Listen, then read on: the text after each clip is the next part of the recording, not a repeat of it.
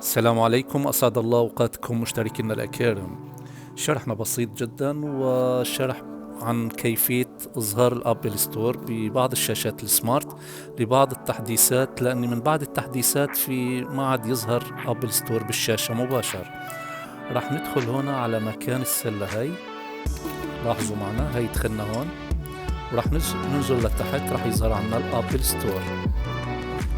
راح ندخل عليه هلا مباشر.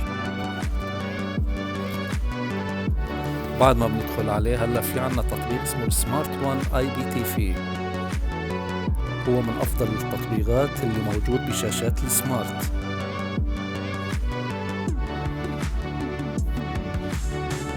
هاي رح ندخل على التطبيق.